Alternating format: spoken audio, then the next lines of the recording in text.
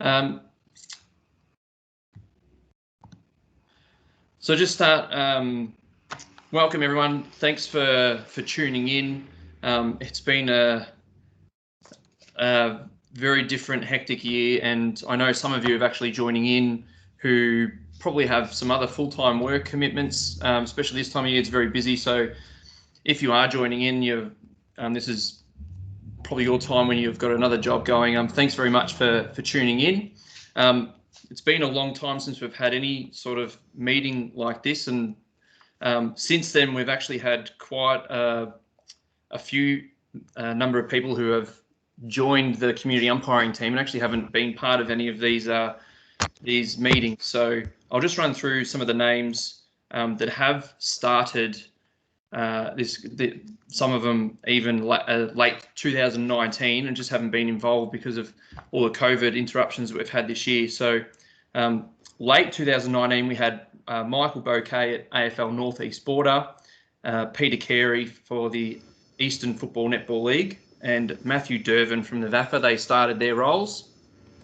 Didn't quite get much done for season 2020, but the three of them continued on, and we'll hopefully get a full season in 2021. And then starting next season, we've got a few extra additions.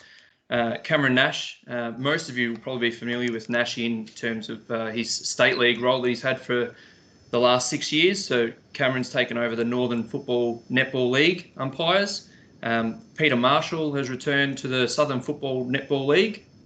And we've also got Michael Wilcox, who will take over Rowan's role at Essendon District Football League. So welcome to all those guys. This is, I think, all of their first community umpiring workshop meetings that they've attended. Before we start, I would like to acknowledge the traditional custodians of the lands on which we're all gathered on today, a land on which we play our great game of Australian football.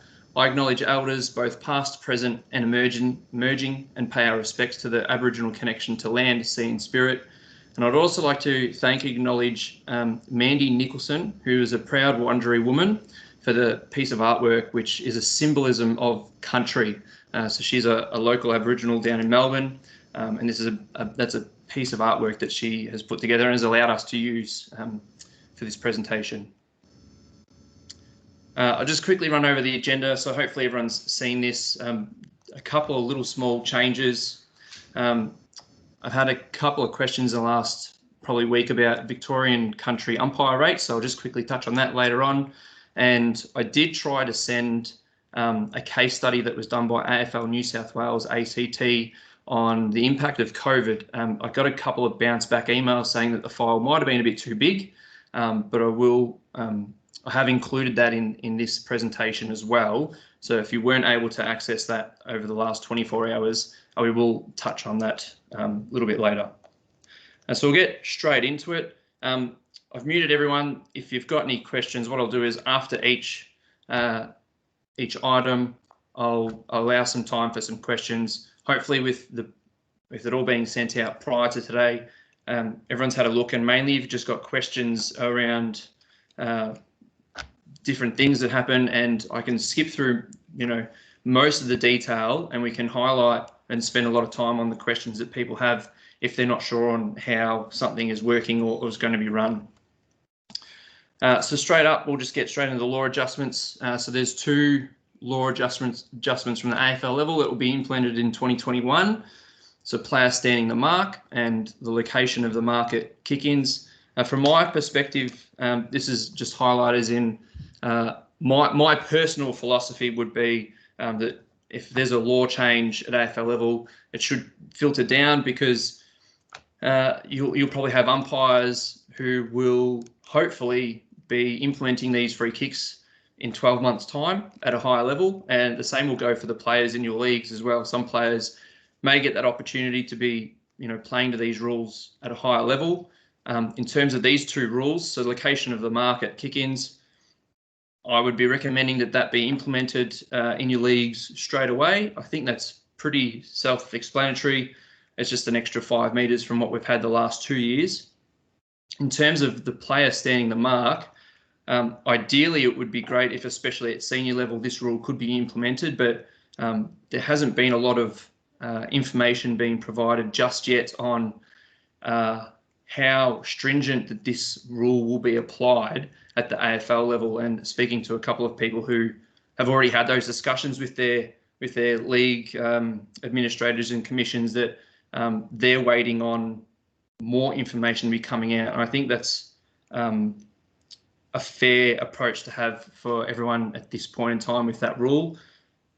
Depending on any information that does come out, vision, clearer explanation, that may be something that could be implemented in 2021.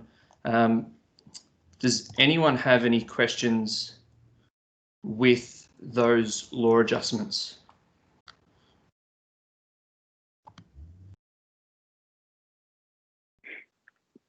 Yeah, Talbot, Josh. Yep. I got a question from one of the coaches, which I'm pretty sure I know the answer. So twofold. One, if it was brought in, what about the opposition player sort of standing on the mark? Is there going to be some distance that they have to stay away from that player? And two, if they are going to come in, we would want a definitive answer, I would think, no later than the end of January, so that it can be implemented into practice matches. Just going back to that first one, Jock. So is that for that's for the standing the mark? So there's a player standing on the mark. Yeah. So the opposition player that we know blocking rules can apply, but they're going to be required to stand a little bit further away to not block the player that's standing on the mark. In a sense, there was a question that was passed on to me. I said I'll ask the question today, but I suspect the answer will be around the current blocking of the mark rules would apply in that case. Yeah, well, that's something that hasn't quite been addressed prior to today, and I would also assume, yeah, if there's a player blocking that man on the mark, then the same rules would apply in terms you'd have to reset that and practice your umpires, help your umpires practice managing that situation so they don't have to keep resetting all the time. Exactly what I said, yep. Any other questions on law adjustments? Yeah, Talbot, it's Darren Holt here. Yep. What exactly are we going to determine is minimal lateral movement? So What's that's minimal? Is it a metre? Is it 2 metres? I guess What's that's minimal? Yeah, that's probably part of waiting for more information to come out and some probably coaching tips in terms of what is that lateral movement, what is it deemed. I know in the video the lateral movement is a good metre and a half, 2 metres, 3 metres. With that one we're just waiting for, I guess, some more stricter guidelines, I guess, in terms of how it's going to be applied. Yeah, because the way I see the rule as it is, it's preventing the player on the mark from taking a couple of steps back and running up and jumping. And I just find it's going to be extremely difficult it's going to be easy for the umpires to pay the free kick. It's going to be very hard for players to get out of for the last 120 years. Yep. Yeah, that makes sense. Is there a rationale behind that rule? So I think in the video, Steve Hocking explained to try and help ball movement heading back towards the corridor. I think he talks about, he sees a trend where that man on the mark comes in and tries to block off that movement back towards the corridor by having that lateral movement towards the major access. And obviously over the last few years, you've probably seen a creep in the cribbing 50-metre penalties of players going sideways but also moving forwards, and that sort of takes away space from a kick or a quick play on. So from what he speaks about in the video, I would say that's what the rationale is behind this new law adjustment. Yeah. Thanks, from just one question from my perspective, and this is a bit new to me, is there, I guess, a process from your point of view in terms of how the rules do get implemented at a community level. I haven't really been through this from this position before. Are you guys relied on that information to be passed on to your leagues, or is it something that your league will just determine? Yeah, AFL Victoria generally tick it off, and then it's put into the handbook. Okay. So we can't do anything until it's ticked off. Yep. Awesome. Yeah, Thanks, John. Just on that, Jock. Obviously, I think that differs a little bit from the old big country versus metro. So I think the metro leagues kind of obviously have their own process through it that might be a little bit different to to those that are affiliated with big country. Well, that'll be for you guys to sort out, to make sure that if the implementation direction comes, it comes across to everybody at the same time. I've got no issue with it. It's just that's what it's been in the past, even up to the previous law changes. So our commissions probably won't act unless there's an absolute direction, I'd say. Yeah. Cool. Awesome. Thanks, everyone. So now I'm going to hand it over to Ando. He's going to talk about the accreditation process. Thanks, Talbo. Hey, I've updated a couple of the slides. I don't know whether it's worth me sharing my screen, just so it's probably a little bit more accurate. Yeah. Cool. Share screen. Here we go.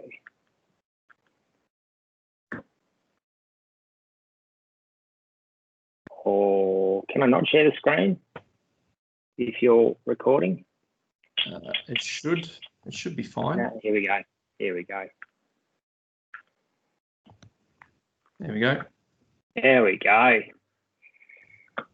Hi, everyone. Hey, it's good to see everyone's smiling faces on the line. It's been a long time since we've seen each other. Hi from Gadigal country up here in Sydney. For those of you who don't know, I'm actually going to be based out of Sydney moving forward. So not that probably makes a massive impact on you guys, because Telbo's your main point of contact, but I just thought I'd share that off the bat.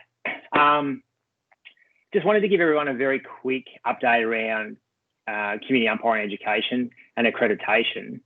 Bit of a dry topic, but a necessary one. So just wanted to go through very, very quickly and see, probably more importantly, if you've got any questions that come out of it. But I thought I'd run through the slide deck just for a little bit of clarity. So I just wanted to go back and remind everyone what our current education programs are. So you can see on that slide, umpire, coach, and in the red is actually what we determine as accreditation. So we've got the introductory umpire course, which has been online for a couple of years now, and I know that's starting to get a little bit more uptake. Shout out to Cam Watts, Sharon, and also out at Essendon District Footy League. I had a lot of umpires who went on and completed that course this year, obviously, no face-to-face or no footy at all through COVID. So that was a really great option. That's certainly something we're wanting to drive compliance with moving forward for our first-year umpires, but I'll get onto that in a moment. So I just wanted to remind everyone what our current programs are. That's just a little bit of information around national accreditation, but we're doing well in Victoria. So our current accreditation setup and what our future one is going to look like. Just for some background, and I won't go over it in any great detail, but we've used the F10 framework for athlete development. It's actually been adopted for officials. This is an AIS framework for athletes. So we're going to adopt that moving forward to make sure that our accreditation levels are in line with that. So I just wanted to share that's the background to it. And this is what it will look like moving forward. Everyone's super familiar with the development accreditation and the advanced accreditation. But at the front end for our first year umpires, introductory will drive the compliance around the introductory certification. So again, something that's been around for a little while, but keen for a bit more of an uptake of that. And then at the other end, at the end of 2021, we'll introduce introduction to high performance accreditation. So that fits in with the FTEM framework. Changing gears a little bit, I just wanted to touch on the learning umpire identification programs and give a bit of a background there, because this kind of goes hand in glove with our new accreditation scheme or system. So just going back, everyone will know about the Green Shirt program. There's a little bit of information about it. In 2016, we switched over to the trainee vest. Didn't probably go as well as what we would have liked it to go. Certainly some supply issues and user preferences. We didn't get a successful uptake of the program. Around the same time, we got some feedback from first year umpires, and most of them actually didn't want to be noticeably different to the general cohort of umpires. So that was something that was probably pretty interesting to us, and they didn't want to be treated, inverted commas, differently. That, in conjunction with other stakeholder feedback from umpire managers nationally, is there was no longer, the general consensus was it wasn't a need for such a program, at least from a national point of view. While it's favoured by some administrators, this is probably more football stakeholders, even more so than umpiring stakeholders, is there's actually no evidence to show that those programs impact retention. And we've got some data that I can share if you want to see it. But our retention rates for the last 10 years across community umpiring have been super consistent, regardless of whether programs have been introduced or not. Umpiring is everyone's business program. There was no real uptick in an increase in retention levels there, and same with the umpire trainee program. So what that's kind of saying is the ID piece really has minimal impact. It's the support programs that you put around it, such as mentoring, that is actually where the rubber hits the road in terms of retention. So, not last year, the year before, from an AFL Vic point of view, looked into the trainee umpire armband piece. Again, a bit like the vest, didn't get the uptake that probably what we expected it would get. So we've gone back to the drawing board and tried to piece in the umpire ID piece with accreditation. So we've got our online mentor program, which I hope some of you are familiar with, but we'll be introducing a coloured wristband system. And that's purely for simplicity, but also from a cost. Everyone needs wristbands. I'm talking about field and boundary umpires here, or get on the goalies, but everyone needs to buy wristbands, so it's no extra cost, unlike the armband system. So that's what it looks like. That slide got sent through. So I'll leave that with you. I won't go through that in any great detail. And finally, the piece that goes along with it is obviously the online learning piece. And look, we're probably 12 months too late. This would have been fantastic to have all of this up and running pre-COVID, because we would have been able to push out a whole heap of education and engagement to our umpires. Wasn't the case, but certainly as of 1st of November next year, all the accreditation stuff will be put online. So everyone will be glad to know you're not copying from one book into another book like the olden days, but it'd certainly be a whole lot more engaging, short, sharp videos where people can go through the correct modules. That's what it looks like from an umpire and an umpire coach point of view, with what we've currently got going and what's actually in development. I know that was on the slides that Talbot sent through, so I won't go through it in great detail. And ultimately, this is what things will look like. So if you go back to the start, that's our current setup, and in 2021 beyond, that's what our accreditation setup will look like. I know I've gone through that super quickly, but I know a majority of that stuff was sent out. So I'm open to questions.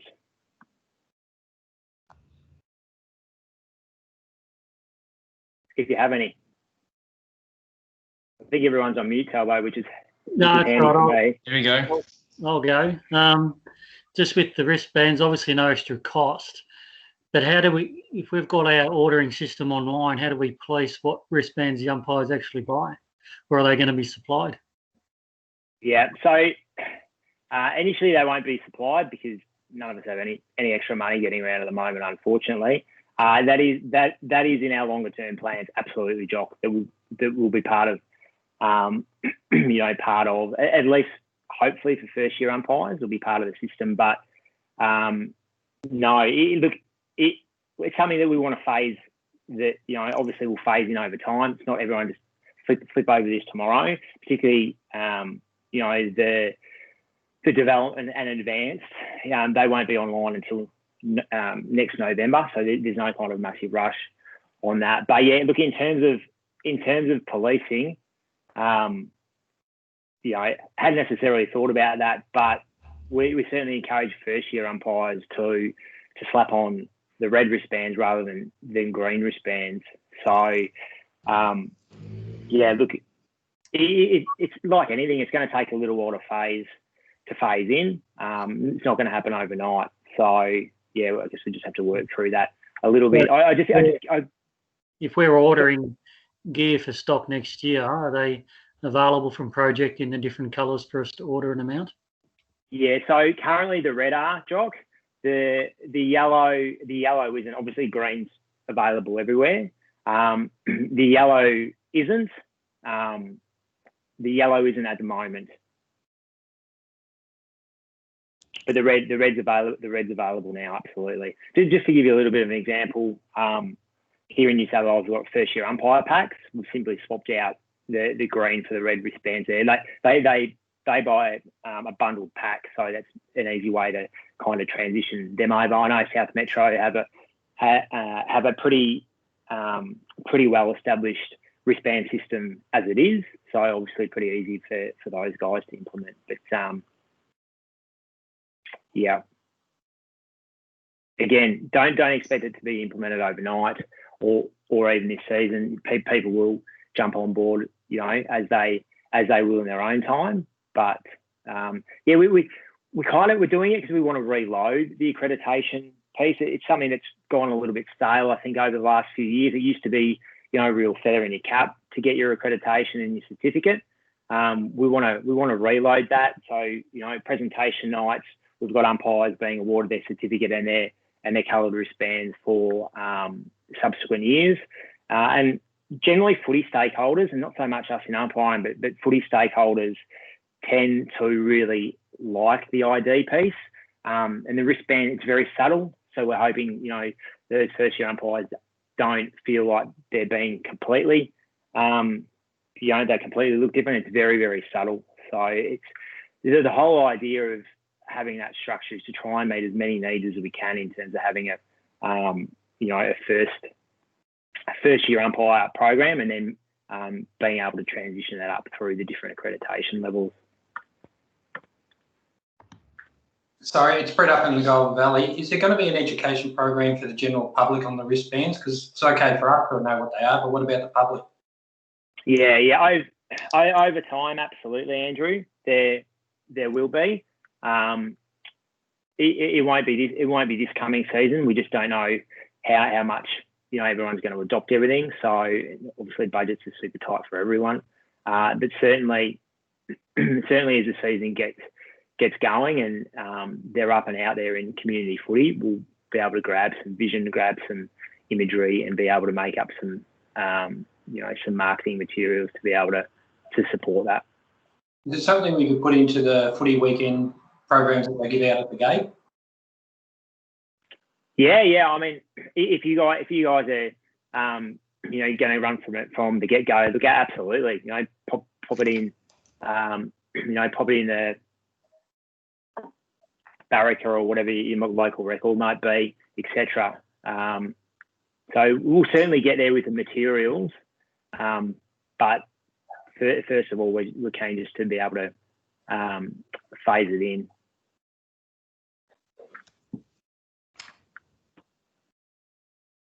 Cool. Anyone else? Last bite before I hand it back to Talbo. Thanks, Ando.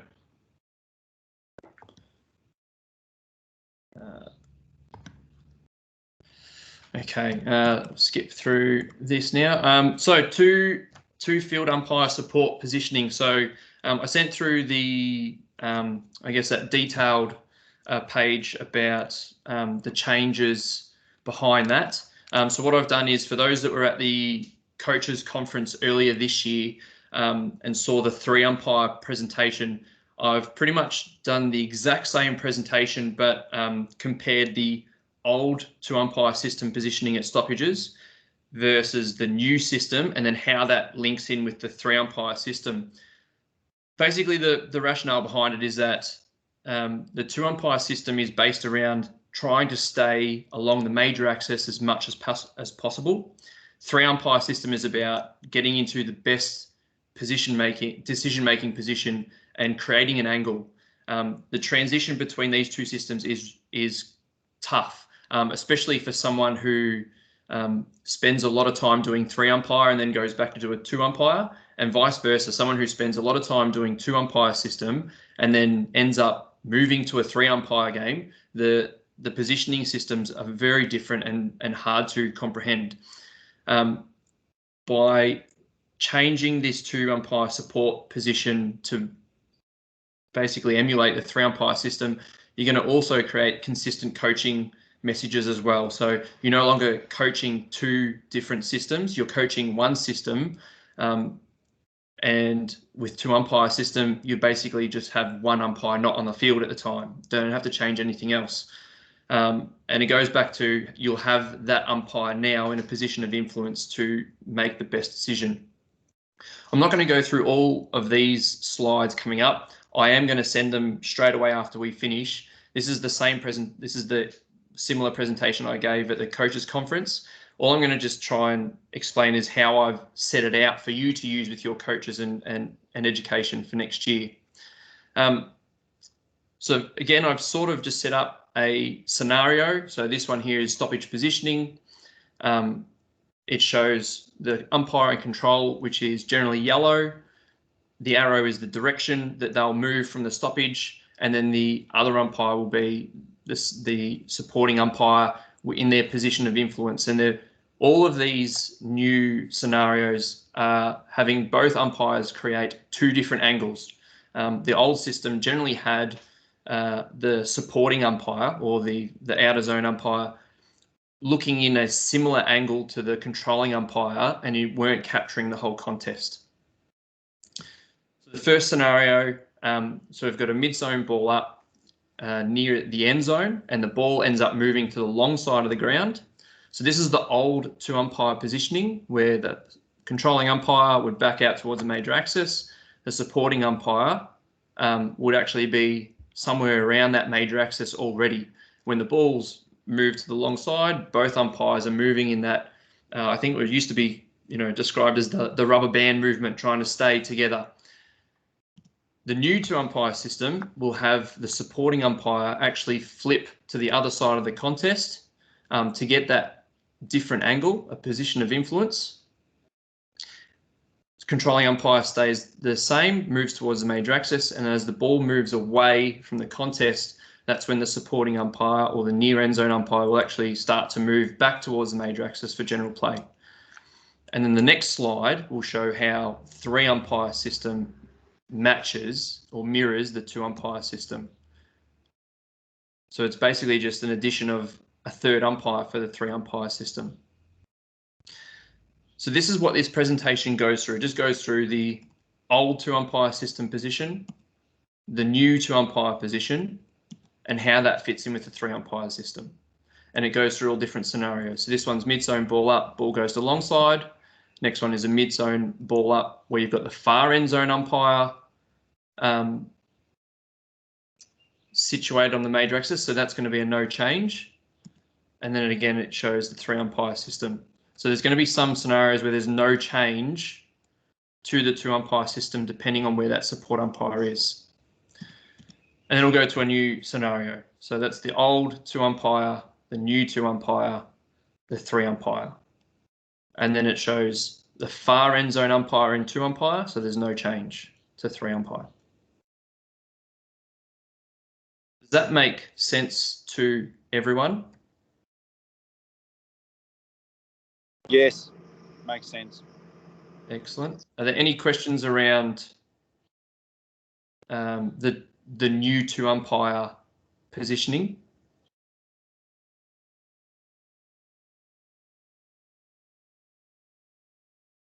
No, perfect. So this goes through just all scenarios. So mid-zone ball ups, mid-zone centre wing. So the support umpire will just choose whatever side they're on to go to the boundary side of the contest. End zone ball ups, ball goes out of the 50, ball stays inside 50. End zone throw in, ball goes out of the 50. So the new system. End zone throw in where the ball stays inside 50. And then something that we have no changes at the start of the game or after a goal. You'll just have the supporting umpire on the opposite side of the centre square to the controlling umpire.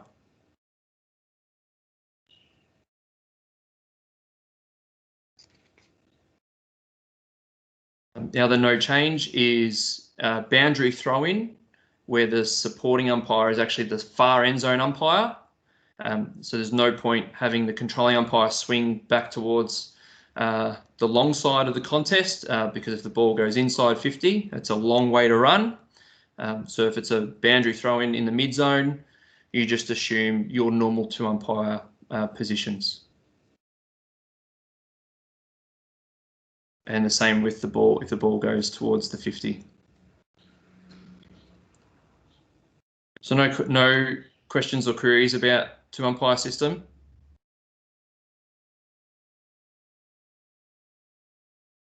Hopefully you can use this presentation as an education piece moving forward, so you can start to implement this into 2021.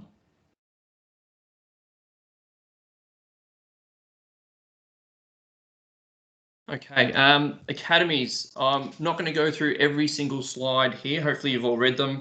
For some people, hopefully most people will be aware of the academies from 2020 when we started to implement this program. Basically, just going to go through mainly the changes that will implement next year. Most of the program will remain the same with some changes, and I'll answer any questions around the academies after we get through all of these slides. For those that haven't seen the academies before, so basically it's a simplified pathway to state league. I'm sure most of us are aware of the traditional pathway to state league, where your community umpires will reach the top of their community umpiring, and then they'll have a trial that will go from January through to around March. And for some umpires, after the trial, it's a tick and they're promoted onto a state league squad. And for others, either during that January to March period or at the end of that period, unfortunately, they have to return to community football. So this is going to eliminate that trial phase. It's a bit of a talent ID program as well, in terms of the next crop of umpires who will be promoted to a state league squad will be identified prior to that season. So this is what we're trying to implement to help the umpires know what they're going to be doing the following season, especially for those regional country umpires who may need to sort out uni or work or living arrangements if they choose to move down to Melbourne to umpire. Also for the umpiring club, umpire managers will know if those umpires are actually going to be returning or not the following year. So rather than waiting until March, right on the doorstep of a community football league, and you're just finding out now that you might have 3 umpires return, you'll know well in advance before then. So stakeholders, nothing's really changed here. The benefits haven't really changed from last year. That was the old format or the old plan for implementation in 2020. Some of the feedback we got mainly around admin sort of side of things from a personnel in terms of who was helping manage the program. One sort of bit of feedback we had, which hopefully we can fix this year, is the communication from NAB clubs about their dates of games and whatnot, getting them to umpire managers and umpires and academy managers and whatnot, a bit earlier than what we were getting them last year. So the new sort of format or plan, so everything in bold is what is changed for 2021, except for that third box, which I'll highlight on the next page. The technical coaches, so that role was changed to match day coach. This year, they were regionalised. So we had one field, boundary and goal coach in each region. 2021 will just have a suite of match day coaches who don't get tied down to one area. If they're available on a weekend and they can travel up to Ballarat to watch a couple of games on a Saturday, then they can do that regardless of where they live. So they can pick and choose what days that they can travel and attend to do observations.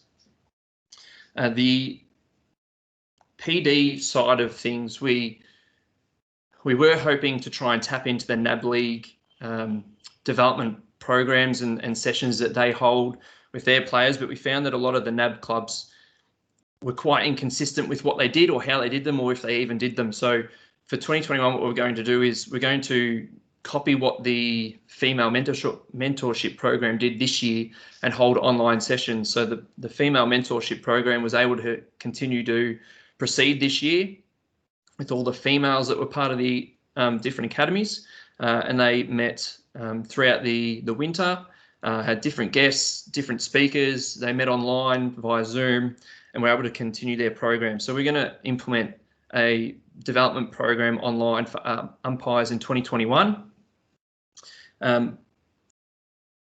We'll continue with the umpire education sessions. We're still sorting through COVID protocols, which we've started, and hoping to get AFL approval over the next couple of weeks about how that will be managed. Obviously, if restrictions and requirements change, then that will have to be changed along with those. But at the moment, we're hoping that will all get ticked off in the coming weeks. A big key change for 2021 is in April, there is a surplus amount of games across NAB girls, NAB boys, VFL women's, and the new Eastern Seaboard State League competition, where the State League umpire squads are probably going to be really put under pressure to umpire all those games. So there's going to be a select amount of umpires from the academy across the three disciplines, and they'll be given a 3-week State League contract to umpire most likely the NAB girls or VFL women's during that 3-week period. It'll kind of be used as a bit of a trial just to see how these umpires go, where they're at with their football and whatnot. We'll still continue to monitor them during the year, so it's not the be-all and end-all for them. But some umpires will get that opportunity to experience State League football for 3 weeks in April, ahead of a potential contract offer at the end of the year. That does mean that some of those umpires won't be available for community football, especially I think most leagues will be starting around April. So there might be a few weeks where umpire clubs won't have their top 2 or 3 community umpires. But after that, they'll come back with hopefully 3 weeks of experience in coaching at State League level to bring back to your own communities. Observations throughout the year will occur again. We're going to be completing assessment and observations through Cognito forms, which we've set up. So I know we were trying to implement Ref Live last year. It was a little bit rushed, and there was probably some features on it that didn't quite make it quite user-friendly for those that were filling them in. So we've switched over to Cognito forms to capture all the data, and we'll transfer all that data into an Excel spreadsheet that we can manipulate, and all that will end up with the 2022 State League development squads filled by the Academy umpires, who will receive an intent to contract at the end of the 2021 season. So that's just a summary of all the changes that I've basically just gone through, and the plan is for in 2022 to include Indigenous and/or multicultural umpires as well. So we've stipulated that as part of the academies, there'll be two female umpires in each discipline, and we want to expand that to including Indigenous and multicultural umpires the following year. I might just pause it there briefly in case anyone has any questions around anything we've just gone through.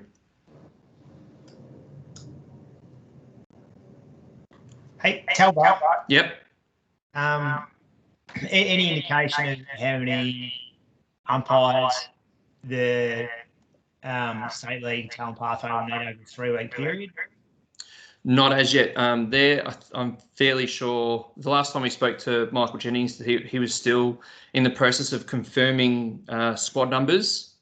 So at this point, I'm not sure how many umpires from each discipline will be offered that 3-week contract. Great opportunity. No other questions? All right, so I'll keep going. So this is basically an overview. So aspiring umpires, 1 to 3 years away from State League. We recommended an age group of 15 to 23-year-olds, but that's not the be all and end all. If you've got some older umpires who are still looking to make that transition to State League football, and you feel like they've definitely got the knowledge and the expertise and the skill behind them to make that transition, they can definitely be included in the academy. There's a skills and welfare focus. It's not just all about on-field development. There are some additional talent opportunities. Not all the talent program is being confirmed for 2021 from a playing perspective, but there are a couple of carnivals that traditionally have been held and being planned to be held again next year, like the regional carnival in April for country and Metro Victoria. The no trial process for State League. The squads for the academies will remain the same. So 10 umpires for field and boundary, 6 for goal, with a minimum of 2 females per discipline. And we've also got the female mentorship program attached to that as well for the girls.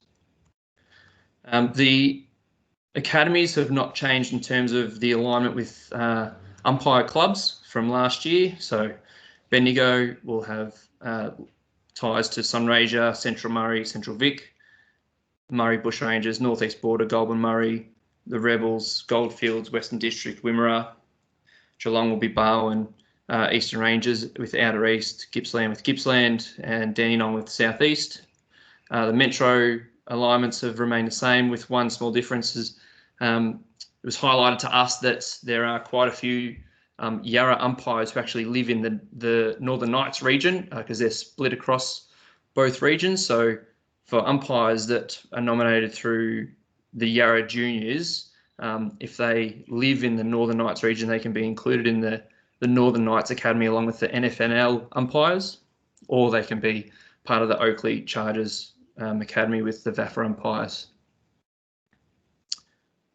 The regions themselves have not changed a lot, and the main reason for the regions is mainly just for the talent coordinators that we will appoint.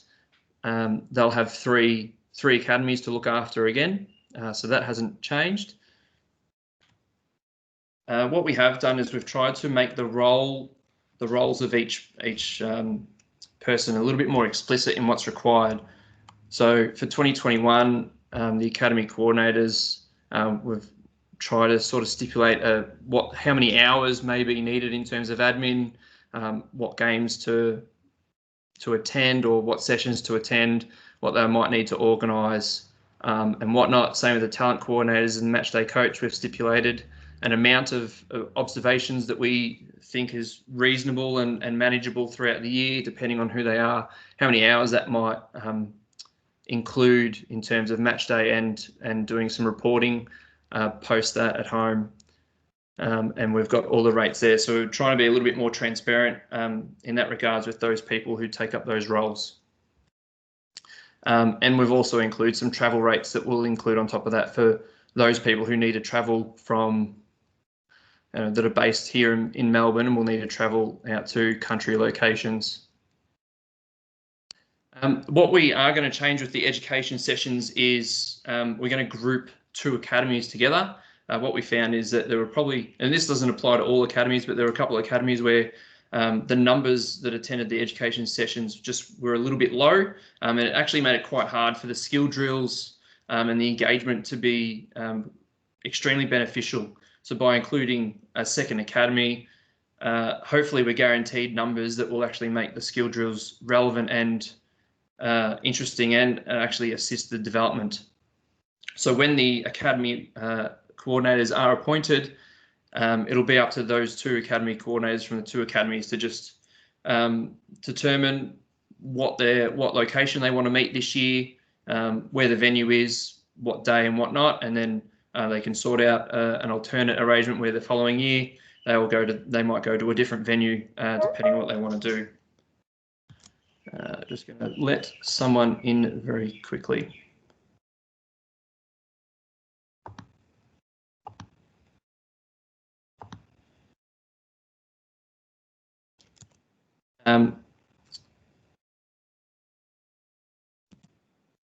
So with the education session, we will probably have to have a COVID safe plan in place. I've submitted something to the AFL for them to approve. Hopefully we'll get that done over the next couple of weeks, but fairly simple, physical distancing, wearing a mask indoors, good hygiene, so providing hand sanitizer, keeping records. So we'll set up a QR code, online check-in questionnaire, keeping those records, trying to avoid enclosed spaces and creating activity bubbles. Obviously on the day, for those that have been involved, field umpires stick together and do all their skill drills, the boundary umpires do all their skill drills together, and the goal umpires do all their skill drills together. So the program pretty much ticks everything off. We just need to make sure that the AFL approves of all the requirements that we put in place. The education sessions themselves in terms of content won't be changing for next year. So the 4 modules that the AFL umpires will deliver will be exactly the same as last year. The feedback we got from the AFL umps and the umpires that participated was extremely positive. The AFL umpires felt that it was all relevant to taking that next step from community to state league football. They've all been through that path, and the community umpire feedback was positive in the fact that they felt like they were actually learning some new skills and focusing on some, I guess what people would call 1%ers, just small little skills that really set you up as a really good umpire to move forward. What we'll also implement this year is a team app group for, at the moment, umpires and any of the staff that we appoint. This will probably help in terms of the scheduling. So the NAB clubs, some of them were really good and really on the ball with what their practice match schedule was and the dates and locations, and there were probably a few that organised a few games quite late. Using this team app, we can communicate any practice games that creep up or scheduled well in advance for everyone to know when they're happening, where they're happening, who's involved, and it will also allow the match day coaches and the talent coordinators to know whether they can actually a game to provide an observation or not. That was the biggest issue that we had with the match day coaches last year. Some of them just didn't have enough time to confirm whether they could attend. Hopefully through Team App, we'll be able to do that. And I know a few different groups already use Team App. I know AFL Southeast, Lee Bewalder set up a Team App for his umpires in the past. And I think Cam Watts has also done the same since then.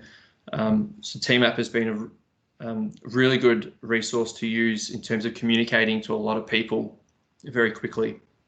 Most of these kids have their phones all the time. So it shouldn't be an issue in terms of sending out a notification, getting people to confirm a game attendance. When this is all confirmed, I'll send out the contacts of those that are involved. What I will do with the contacts, though, is anyone that was involved here at the start of this year, I will offer them their position again to see if they want to do, if they still want to be involved. And then after that process, if there's any vacant positions, that's when I'll push out to the wider umpiring community to see who else is interested in being involved in the academy.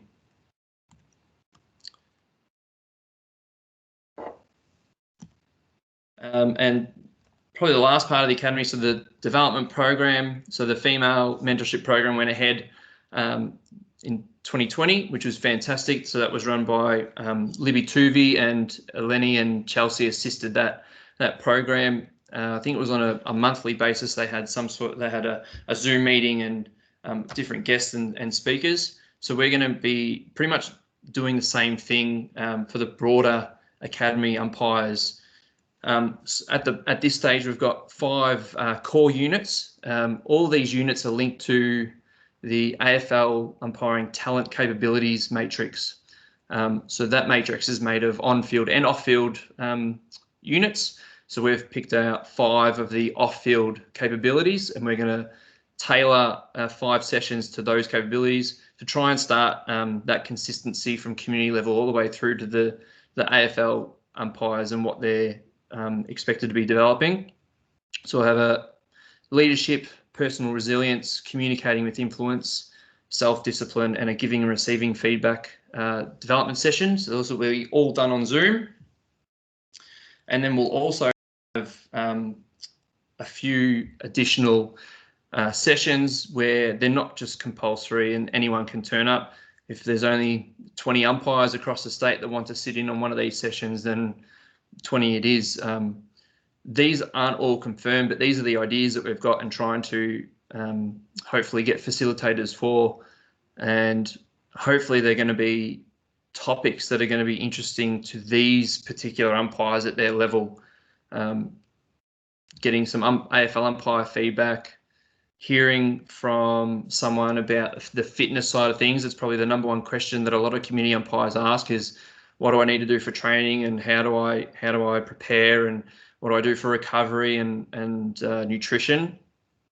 Hearing from hopefully an Olympian, someone who's had to reach the highest level in a different sport, and hearing what they've had to go through.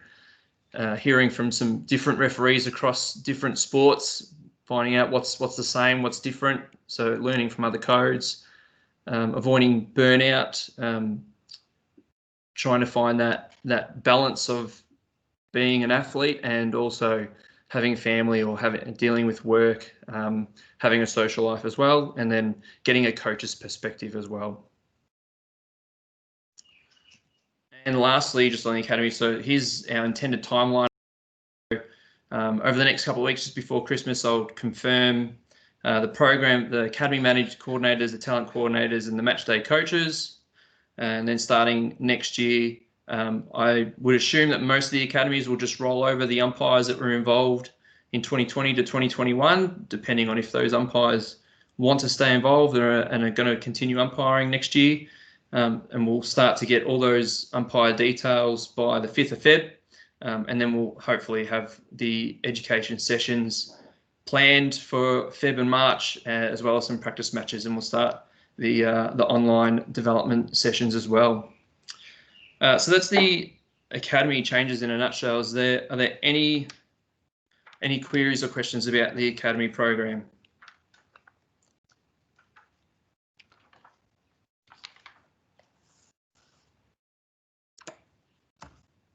No, awesome. So what I will do is I'm going to hand over to Al, who's going to give everyone a brief update on the schools program. Hi everyone. I'm coming to you from Ghana country today in Adelaide.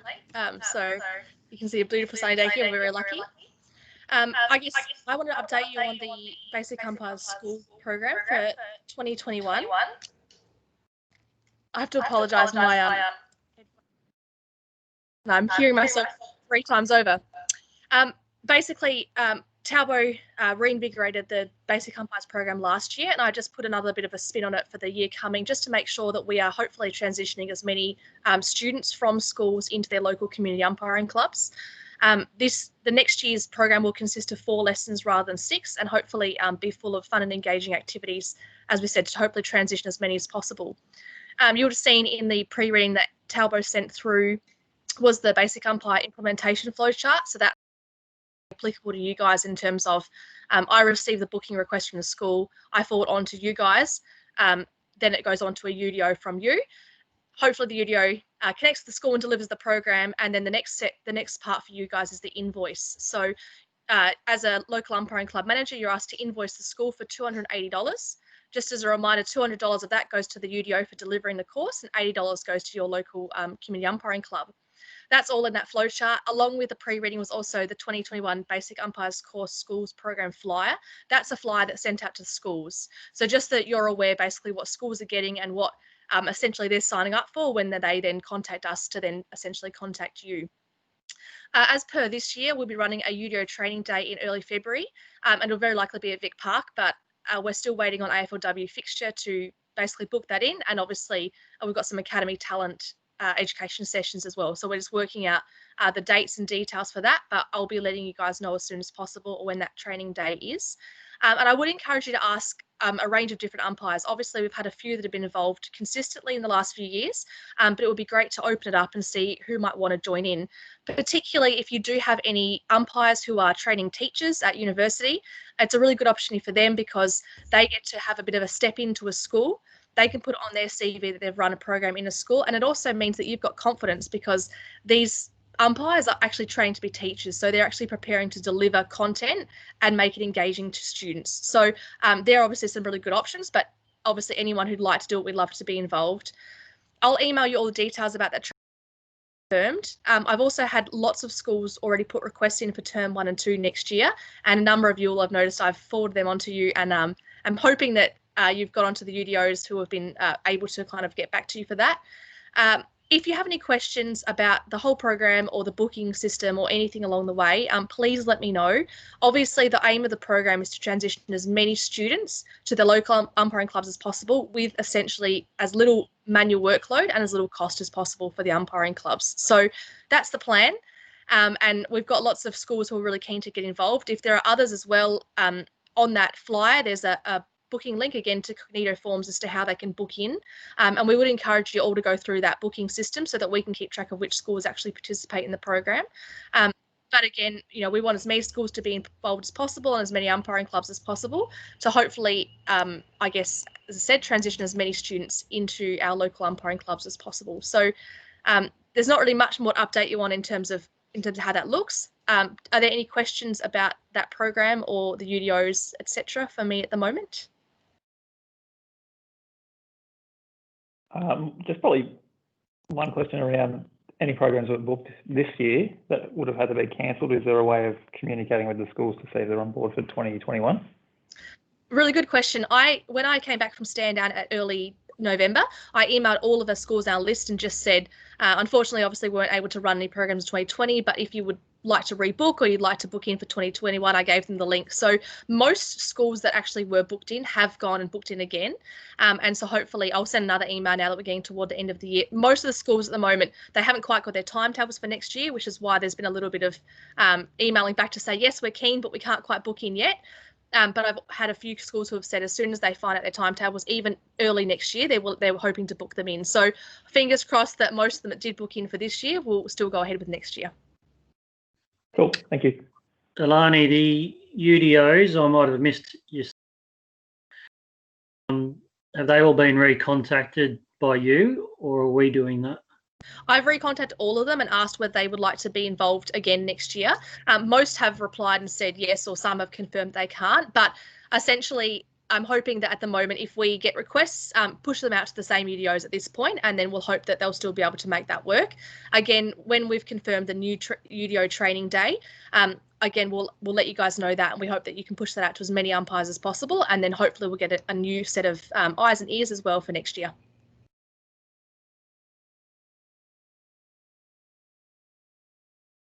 Excellent. Well, if you do have any questions that you think of at any stage, or have any suggestions or feedback about the course, I'd love to hear it and love to keep updating and rejuvenating that program. So please send me an email or give me a call, and I look forward to working with you more into the next year. Thanks, Al.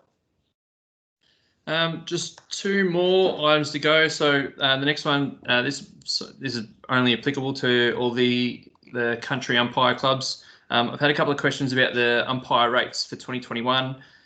I know normally in the past, Russell has sent around a bit of a memo just regarding the minimum umpire rates.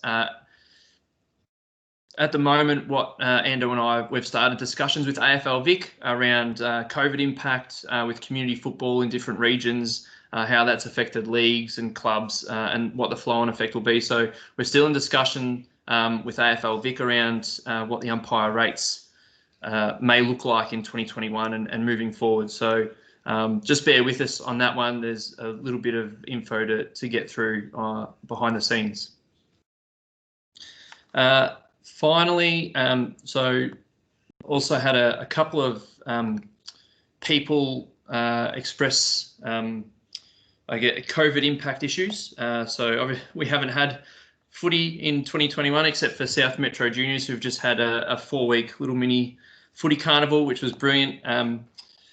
I'm just going to start by sharing a case study that was done at AFL New South Wales ACT. So this is what I tried to send around yesterday and got a bit of pushback from emails with this one. So basically what they've done is they did a bit of a survey of their umpires. New South Wales ACT had a mixed COVID impact. So there was obviously Sydney was heavily affected by COVID, and some of their groups didn't train at all. They're still able to get some football up there in Sydney, but they didn't have any coaching sessions or training sessions face to face. Whereas there were some regions, I think Ando's mentioned Canberra and down sort of south, I think, towards the Victorian border, they were able to continue as normal, which was great for them. So they did a survey about coaching methods. So what I'd like to highlight here is that of everyone that was surveyed, so 59% of umpires said that they had online coaching substituted in 2020. And of those 59%, 60% still preferred training to be coaching to be face-to-face at training. And 40% said that they would actually prefer online coaching. Obviously, doing it online means you don't have to travel out to a training venue. You can stay at home, especially in winter when weather gets a little bit gloomy. Some people don't really look forward to training in the elements, so that online coaching is attractive, especially that time of year. Compare that to the 41% who didn't have online coaching in 2020. 71% preferred coaching to remain at training, and there was still almost a third, 29% of people still preferred to have an online coaching element, and that's from people who didn't have that experience this year. So I think it highlights a potential change of thinking for 2021 in terms of umpire retention and engagement, including some online coaching sessions, whether it just be once a month to start with, or see how you go. It definitely helps, especially with older people who might have to train or might have to travel, have to deal with work and family as well. It takes probably an extra hour less to just go home and do some online coaching rather than traveling out after a hard day's work. And even for younger kids, they're all tech savvy now. If they've got to engage via the internet, that's going to grab their attention very quickly. So it's definitely a method that I think we should all start to think of and implement starting 2021 to help reduce that potential impact of umpire retention and recruitment for next year after a year of no football. Moving forward with a COVID discussion, so I guess I'm not going to have answers straight up for everyone.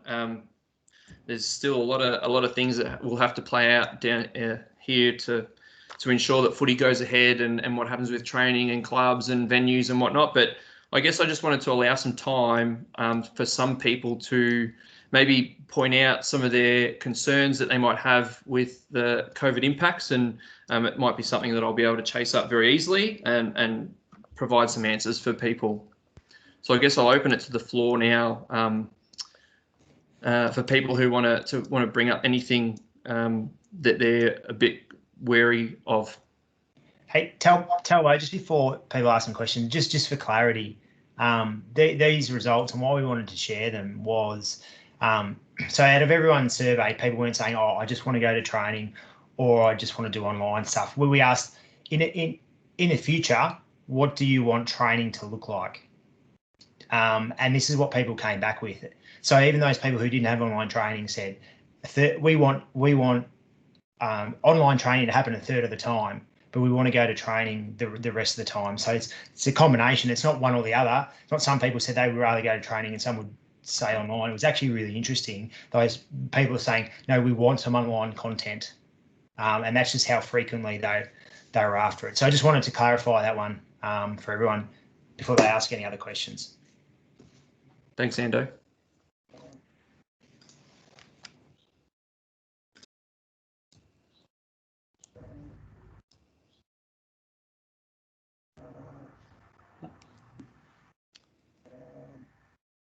No questions.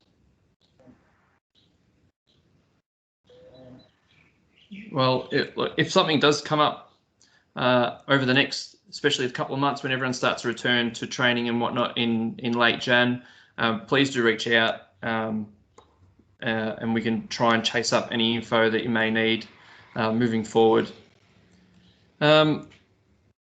I guess last little bit is just if there is anything else that anyone wants to ask about anything else really, anything else that they've come across, especially over the last 8 months where we haven't had any contact at all. If there's anything that anyone wants to ask away. I've just got one. It's David here from Yarra Junior Footy. I'm just inquiring just with the school programs. I know it's the 4-week program. We've had a few of them, but and maybe it's offline. I'll take it with you, Talbo, that the one that we do at Camberwell Grammar, will we continue doing that particular program that we've done there for quite a few years? We'll take it offline. I've already had okay. I've already had them ask about implementing that next year. So they want to continue with the program. So we'll take it offline. We'll sort out the details. For that one. Thanks.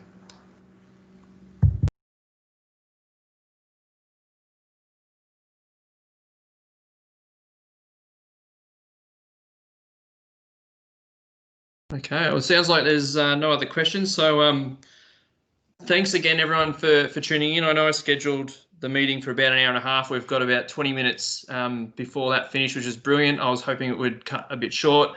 Again, if there's anything, any questions you have after today that you're not sure about, feel free to reach out whenever. There's a lot of people who couldn't join in, and I'll be making a lot of phone calls to check in with people over the next coming weeks. So please do reach out if you need to. Otherwise, if I don't speak to you between now and our next meeting in Feb, everyone please stay safe. Have a happy Christmas. It's been a long and tough year for many of us. And I think this time of year, now that restrictions are pretty much gone for everyone, is just a perfect way to end the year with all our families and friends. So from me, thank you very much for tuning in, and hopefully we'll chat soon. Thanks. Thanks, Talbo. Thanks, everyone. Thanks, Andrew. Thanks, Al. Thank you. Merry Christmas, everyone. Cheers. Thanks, Talbot.